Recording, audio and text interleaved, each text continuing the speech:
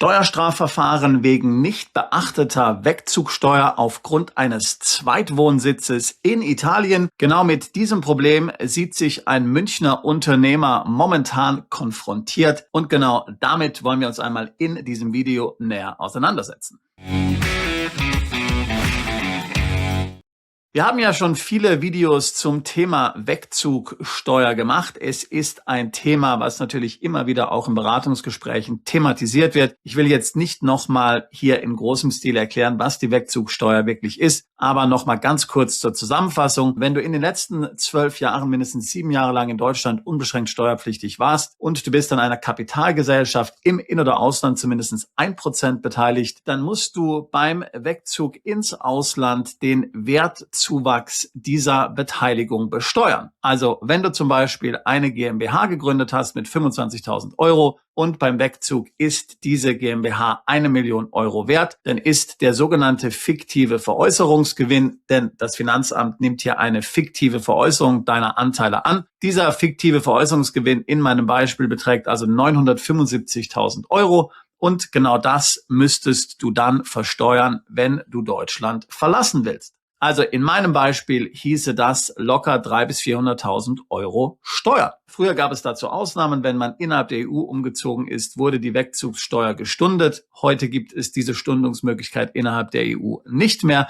Wenn du allerdings temporär wegziehst, also nicht länger als 7 Jahre, was du auf 12 Jahre verlängern kannst, wird die Wegzugsteuer ebenfalls nicht fällig. Außerdem ist es jetzt möglich, die Wegzugsteuer in bis zu 7 Raten zu bezahlen. Also wenn du auswandern willst und du bist an einer Kapitalgesellschaft beteiligt im In- oder Ausland, also an einer deutschen Kapitalgesellschaft, Schweizer Kapitalgesellschaft, US-Kapitalgesellschaft, englischen Kapitalgesellschaft oder was auch immer, dann betrifft dich das. Bist du an einer Personengesellschaft beteiligt, zum Beispiel einer GmbH und Co. KG, dann betrifft dich das Ganze nicht. Es spielt dabei auch absolut keine Rolle, ob dieses Unternehmen dann weiterhin in Deutschland bleibt oder ob du das mitnimmst ins Ausland. Da spricht man dann eher von der sogenannten Entstrickungsbesteuerung. Die Wegzugsteuer ist davon komplett unabhängig zu sehen. In der Tat ist es natürlich so, dass es etliche Wege gibt, die Wegzugsteuer ganz legal zu vermeiden. Wir haben ja auch schon viele hier auf diesem Kanal besprochen. Gerade bei kleineren Unternehmen, gerade wenn diese dienstleistungsfokussiert sind, sagen wir zum Beispiel mal ein Softwareentwickler, der eine GmbH betreibt oder ein Berater, der eine GmbH betreibt, wo dann der Gewinn weniger als 200.000 Euro im Jahr beträgt, dann lässt sich die Wegzugsteuer in der Regel vermeiden über den sogenannten Unternehmerlohn. Damit wird also in der Bewertung des Unternehmens, und die Bewertung ist ja letztlich ausschlaggebend für die Besteuerung, die Arbeitsleistung des Unternehmers mit berücksichtigt und damit wird oftmals die Wegzugsteuer vermieden.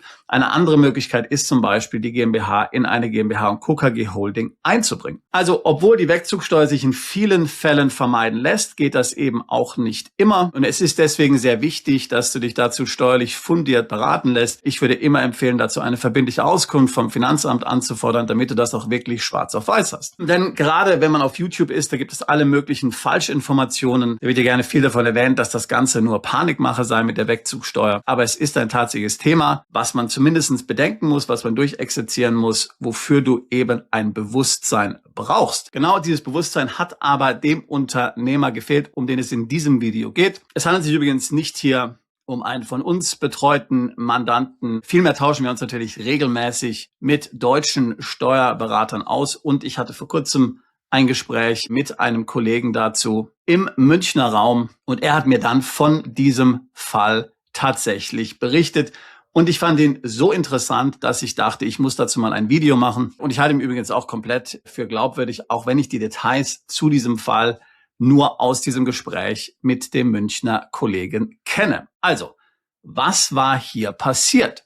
Ein deutscher Unternehmer mit einem erfolgreichen Unternehmen, tatsächlich ein etwas größeres Unternehmen, ein Unternehmen, das mehrere Millionen Euro Gewinn im Jahr gemacht hat, hat in Italien einen Zweitwohnsitz etabliert. Überhaupt nicht aus steuerlichen Gründen, weil er in Deutschland nicht mehr Steuern zahlen wollte, sondern einfach, weil er dort gerne viel Zeit verbracht hat. Er blieb weiterhin in Deutschland angemeldet. Er hat weiterhin ganz normal in Deutschland Steuern bezahlt. Er selbst hat sich auch in Italien nicht angemeldet. Seine Ehefrau, die selbst Italienerin war, hat sich allerdings irgendwann entschieden, Deutschland dann ganz zu verlassen und nur noch in Italien zu leben. Sie hat sich also in Deutschland abgemeldet. Sie hat sich dann letztlich in Italien angemeldet und hat dann die meiste Zeit danach in Italien verbracht. Das Ehepaar hat dann im Grunde genommen auch die deutsche Immobilie verkauft. Der Unternehmer hat eine Wohnung vermietet, deutlich kleiner zuvor als die Immobilie. Kinder übrigens hatten die nicht. Und man kann mit Fug und Recht sagen, dass im Grunde genommen der Hauptwohnsitz in Anführungszeichen tatsächlich dann Italien war. Auch wenn natürlich der Unternehmer weiterhin sehr viel Zeit in Deutschland verbracht hat. So, das Ganze lief dann 3 Jahre so, bis bei einer Routine-Betriebsprüfung im Gespräch mit dem Betriebsprüfer, unter welchen Umständen auch immer diese Konstellation ans Tageslicht gekommen ist. Damit wurde also im Grunde genommen das Finanzamt darauf aufmerksam, dass jetzt die Ehefrau eigentlich in Italien wohnt. Man im Grunde genommen sagen kann, dass auch die eheliche Wohnung sich in Italien befindet, denn die Wohnung in Deutschland war ja wesentlich kleiner als die italienische Wohnung und sie war auch vom Ehemann alleine gemietet. Und dann ging es nur wenige Wochen und dann stand die Steuerfahndung vor der Tür des Unternehmens und auch vor seiner Wohnung. Es gab eine Hausdurchsuchung und dann wurde ein Steuerstrafverfahren wegen Steuerhinterziehung eröffnet. Die Begründung war die Wegzugsteuer. Jetzt wirst du dich vielleicht fragen, wie kann sowas sein? Er hat ja nach wie vor einen Wohnsitz gehabt. Er hat nach wie vor Steuern in Deutschland bezahlt. Er hat sich nach wie vor sehr viel in Deutschland aufgehalten. Italien war also aus seiner Perspektive maximal ein Zweitwohnsitz. Warum also nun die Wegzugsteuer? Nun, da muss man natürlich das Abkommensrecht kennen. Italien hat natürlich mit Deutschland ein Doppelbesteuerungsabkommen. Und dieses Doppelbesteuerungsabkommen sagt ganz klar, dass wenn es in beiden Ländern einen Wohnsitz gibt, so wie im Fall dieses Unternehmers, er hatte ja nach wie vor seinen deutschen Wohnsitz, aber eben auch den italienischen Wohnsitz, dann entscheidet der Lebensmittelpunkt darüber, wo sich die steuerliche Ansässigkeit befindet. Durch die Tatsache, dass die Ehefrau jetzt in Italien wohnt, und die anderen von mir beschriebenen Umstände, dass vielleicht der Wohnsitz in Italien tatsächlich die eheliche Wohnung ist, hat sich also die Steueransässigkeit im Sinne des Abkommensrechtes des Unternehmers nach Italien verlagert. Und damit wird dann im Sinne des Abkommens der deutsche Unternehmer auch in Italien steuerpflichtig. Oder zumindest nach deutschem Verständnis könnte hier ein Anspruch erwachsen. Das heißt also, nach deutscher Befürchtung und nach deutscher Lesart, und deswegen gibt's ja die Wegzugsteuer,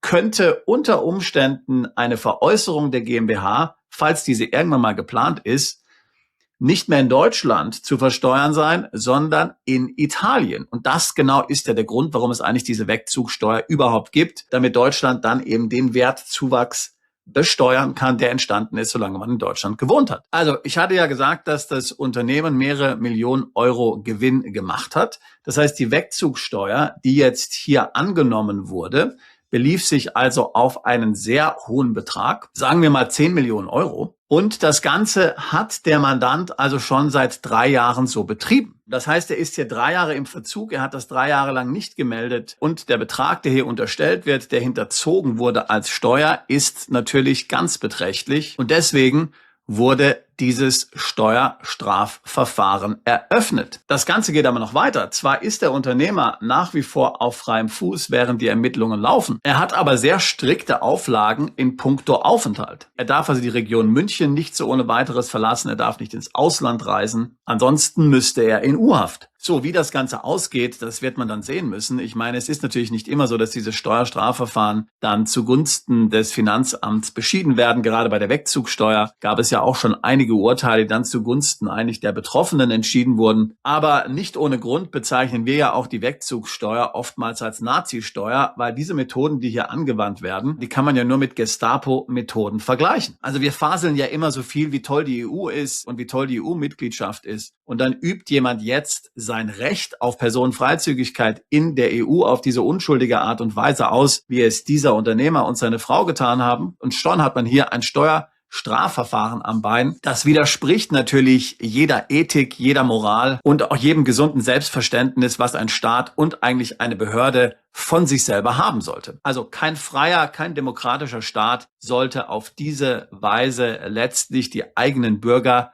drangsalieren. So, und allein dieses Beispiel zeigt dir natürlich die Tücke des deutschen Steuersystems und wie wichtig es ist, dass du dich hier entsprechend vorbereitest. Dass du einen guten Steuerberater hast, dass du bei möglichen Auslandsgestaltungen, selbst wenn es solche in Anführungszeichen Unschuldigen sind, wie die ich hier beschrieben habe, unbedingt von deinem Steuerberater beraten lässt, weil der Teufel steckt tatsächlich im Detail und du kannst unbewusst dann hier steuerlich in die Bredouille kommen. Und hier muss man eben sagen, in puncto Wegzugsteuer sind oftmals Abkommensstaaten deutlich problematischer als zum Beispiel Länder wie Panama oder die Vereinigten Arabischen Emirate, wo es ja kein entsprechendes Abkommen gibt und wo dann dem Zielland also auch kein Anspruch erwächst, dass potenzielle Erlöse aus dem Verkauf eines GmbH-Anteils dann tatsächlich auch im Zielland zu versteuern werden. Also in diesem Sinne, wenn du planst auszuwandern oder eben auch nur planst, einen zweiten Wohnsitz im Ausland zu begründen, dann lass dich beraten. Fordere möglicherweise eine verbindliche Auskunft beim Finanzamt an, damit du schwarz auf weiß hast, dass deine Pläne auch keine steuerlichen Negativwirkungen nach sich ziehen. Selbstverständlich können wir dich auch bei solchen Vorhaben begleiten und beraten. Wir arbeiten mit hervorragenden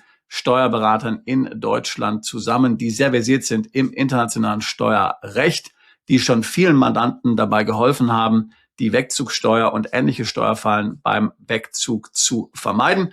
Ich würde mich freuen, mit dir dazu ein Beratungsgespräch zu führen. Link dazu in der Beschreibung dieses Videos. Wir tun seit 20 Jahren nichts anderes, als Mandanten genau bei solchen Vorhaben zu begleiten. Steuerliche Optimierung im Ausland, Auswanderung, zweite Staatsbürgerschaften, Vermögenssicherung, Aufenthaltstitel. Ich würde mich freuen, auch dich alsbald zu unserer Mandantschaft zählen zu können. Bist du Unternehmer, Freiberufler oder Investor? Zieht es dich schon lange ins Ausland? Mach heute den ersten konkreten Schritt in eine Zukunft mit mehr Geld und mehr Freiheit. Buche ein Beratungsgespräch mit Sebastian und seinen Kollegen. Unsere Kanzlei unterstützt Mandanten wie dich dabei, deine Steuerlast legal zu reduzieren, Vermögen aufzubauen und zu schützen und deine persönliche Freiheit zu maximieren. Profitiere jetzt von unserem Fachwissen und unserem Netzwerk. Gehe zu mandatierung.com und werde Mandant unserer Kanzlei.